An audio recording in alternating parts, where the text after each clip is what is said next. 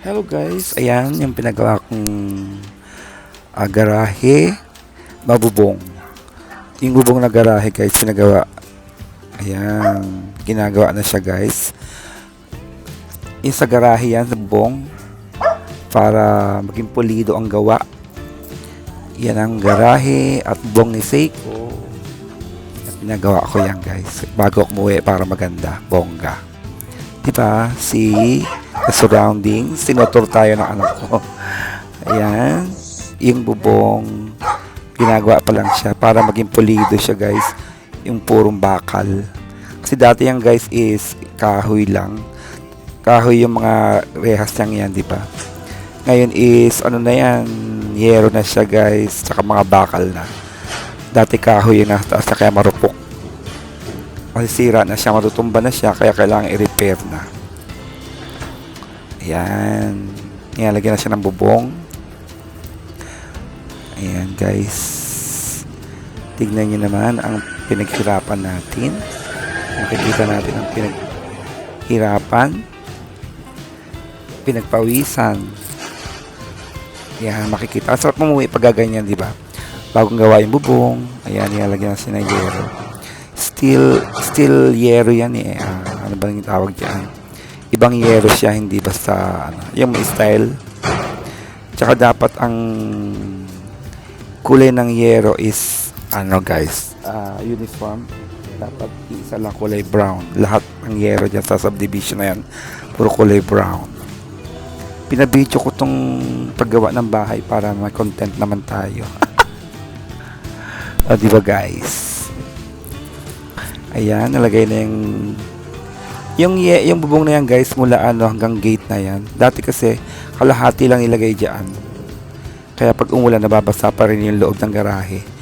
Ngayon pinagawa ko na siya ng isang buo na siya para umulan man hindi siya mauulanan, di ba guys? Ayan, kinakabit na yung bubong.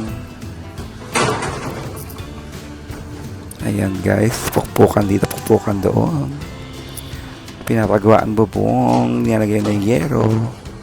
Ilang araw lang ginawa ito guys, 2 araw lang yata. Medyo may kamahalan ng paggawa guys. Nag down payment muna kami. Tapos yung pag natapos na nga, hindi ko na mababayaran kasi nawalan ako ng trabaho, di ba? Kaya pahati-hati ang bayad niyan guys after nung down payment. Ayan, tapos na siya guys, di ba? May yero na siya. Ayan, kinukunan sa labas ng anak ko. Sabi ko kunan niya para makita ko na ginagawa. Ayun may gumagawa pa sa taas. Kinakabit yung bubong. Ayan. Para maging garahe na siya guys. Repair yung garahe. Di ba? O, di ba ang ganda na? Dati kasi yan kahoy yung mga bakal niya ng kahoy. Kaya medyo marupok na siya kasi ilang taon na. Kaya kailangan ng palitan. O, di ba? Ayan na, ang ganda na niya. Kasi yero na talaga. Yero at bakal na siya, guys. Ang sarap lang tignan ng pinaghirapan at pinagpawisan mo dito sa ibang bansa. Di ba, guys? Ayan. Malapit na malagay yung yero. Kaya pag uwi ko pulido na yung bubong ng garahe namin. Ayan. Tapos kailangan may pasok na yung sasakyan na yan doon sa loob ng garahe. Para hindi siya maulanan. Aayusin namin yan para may pasok yung sasakyan. Kasi meron kaming aso guys. Meron pa kami. May mga kulungan yung aso. May mga cage. Kaya kailangan ayusin yan guys. Yung sa likod pa niyan, papaayos ko pa guys. Kasi wala pa rin bubong yung sa likod. Pero kailangan pa natin mag-ipon. Diba? Ipon-ipon, paunti-unti ang gawa para bongga. Ayan, may yero na siya. Oh, diba guys?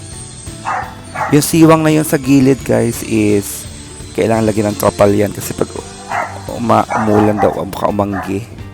Ayan na. Ayan si Cooper. Oh, Cooper! Yan ang aking dog. Si Cooper. Ang laki ng bahay niya, di ba? Ang laki ng sakop.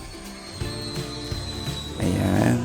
Yan o yung siwang na yan guys, nakikita sa gilid, sa kaliwa.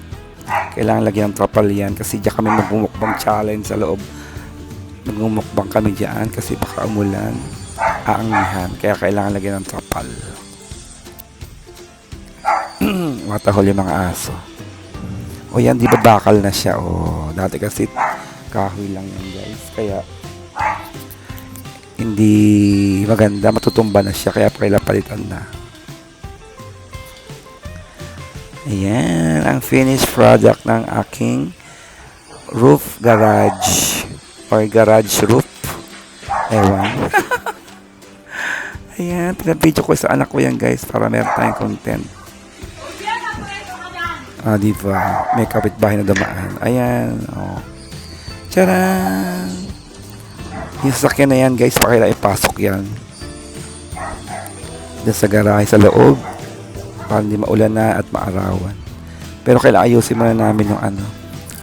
Kasi nalagay yung mga cage ng aso. Para lumuag. Ayan, yung roof. Diba? Ang gandang tignan na. Medyo may ayos na siya. Kasi dati guys, parang matutumba na yung ano, yung bubong namin ng garahe. Dahil kahoy lang kasi nga, di ba sabi ko sa ngayon, as in, bakal na siya. Pang matagalan na yan guys.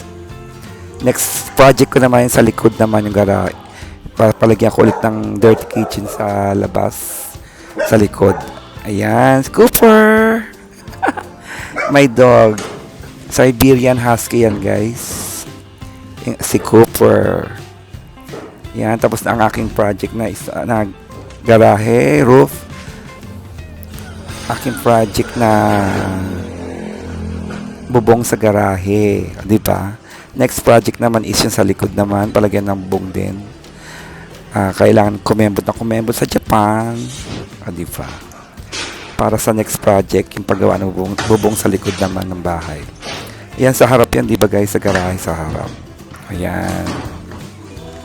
Ayan, dito naman tayo sa taas naman tayo.